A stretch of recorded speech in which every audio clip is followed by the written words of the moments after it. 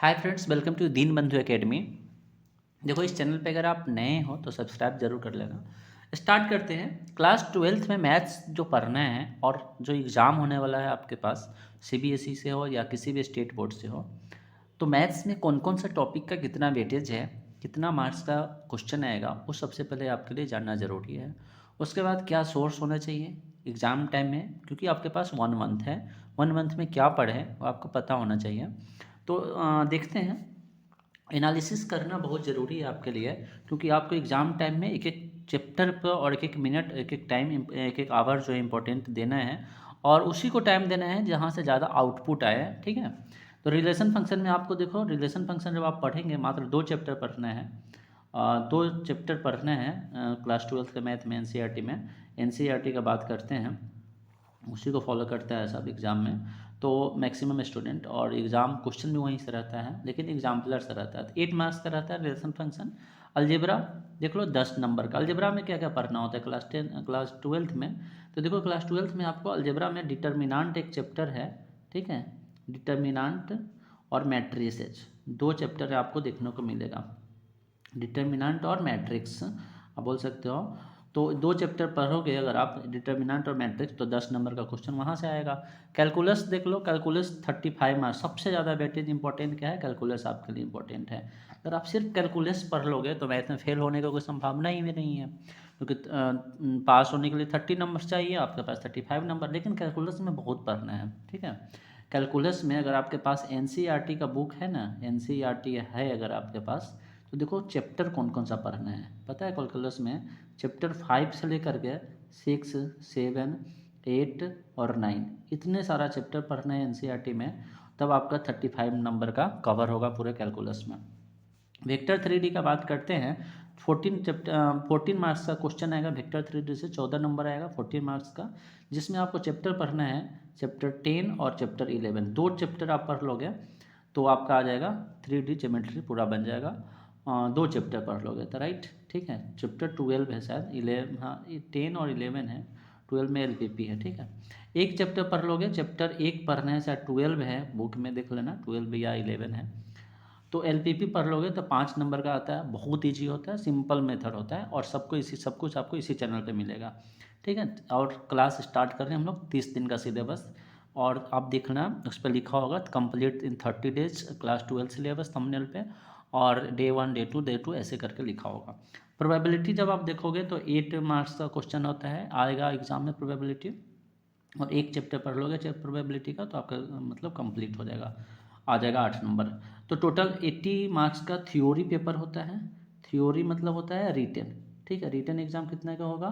80 marks का होगा। और इंटरनल असेसमेंट जो स्कूल की तरफ से मिलता है, वो मिलता है सीबीएसई में 20 मार्क्स का मिलता है। राइट। टोटल कितने हो गए? 100 मार्क्स का आता है पेपर एग्ज़ाम में। 80 मार्क्स का थ्योरी और 20 मार्क्स का internal assessment, that is school की तरफ से जो मिलता है, वो आपके स्कूल के बेसिस पर डिपेंड करता है। अब इम्पोर्टेंट डिस्कशन करते हैं, सोर्स क्या होना चाहिए हमारे लिए। अब देखो, एग्ज़ाम टाइम में सोर्स क्या होना चाहिए, सोर्स पे डिपेंड करता है कि क्या होना चाहिए। पहला तो देखो, आप क्लास ट्वेल्थ में अगर हैं तो एनसीईआरटी का जो टेक्स्ट बुक है, उसको आपको पूरा तरह से टेक्स्ट बुक कंप्लीट होना चाहिए। ऑल ऑल एग्जाम्पल आप बना लो उसे। क्यों? क्योंकि एग्जामिनर को भी पता है, तो क्वेश्चन डिजाइन करता है कि बच्चे लोग क्या स्किप करते हैं, तो एग्जाम्पल नहीं बनाता है बहुत सारा बच्चा, बहुत बनाता है, बहुत नहीं भी बनाता है। राइट। तो आप सबसे पहले तो जाकर एग्जाम टाइम में आप पूरा का पूरा एग्जाम्पल का एक जगह बनाओ, उसको सॉल्व करो। दूसरी बात क्या करना है, सेकेंड थिंग, अगर आपके पास एनसीईआरटी एग्जाम्पलर का बुक है, ठीक है, एग्जाम्पलर बोल रहे हैं, तो उसे आप पीडीएफ ले लो कहीं से, गूगल पे सर्च मारोगे बहुत सारा मिल जाएगा फ्री में, या फिर बुक ले लो। तो एग्ज़ाम टाइम है तो बुक क्यों खरीदोगे? पीडीएफ से बना लो 1-2 चैप्टर का। कैलकुलस तो कम से कम बना ही लो। तो एग्जाम्पलर का ऑल क्वेश्चन जो है एनसीईआरटी एग्जाम्पलर का, आप इसको सॉल्व कर लो, पूरा क्वेश्चन ऑल सॉल्व कर लो। ठीक है, पूरा। उसके बाद क्या करो कि आप प्रीवियस ईयर का, ठीक है, प्रीवियस ईयर का 5 साल का, 5 ईयर का कम से कम क्वेश्चन बैंक ले लो। क्यूबी मतलब क्वेश्चन बैंक ले लो 5 ईयर का। ठीक है।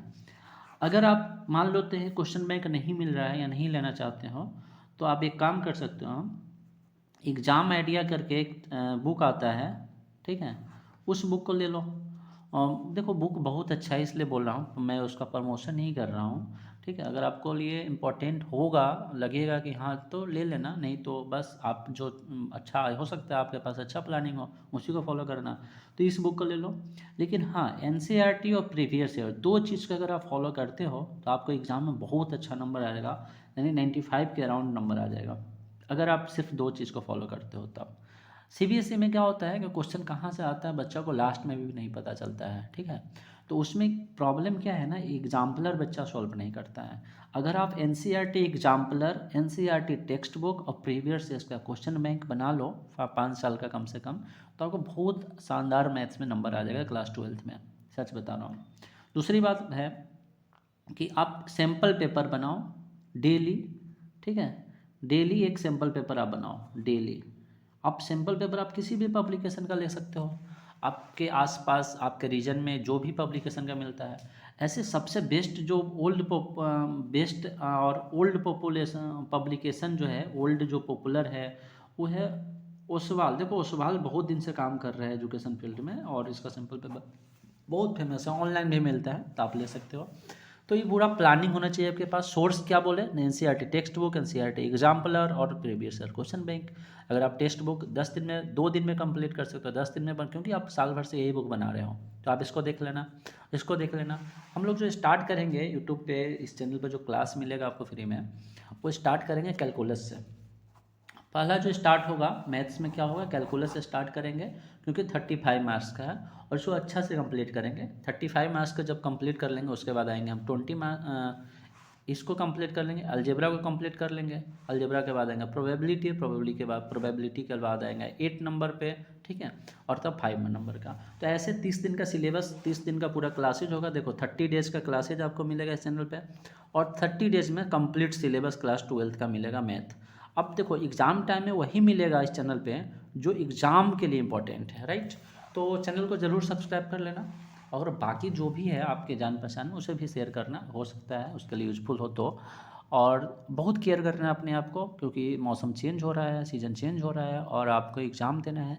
सो एग्ज़ाम भी उतना इंपॉर्टेंट है जितना आपके लिए हेल्थ इंपॉर्टेंट है, राइट। तो आप बहुत ही केयर करना, क्या करना चाहिए आप जानते हैं। Okay, thank you everyone, take care.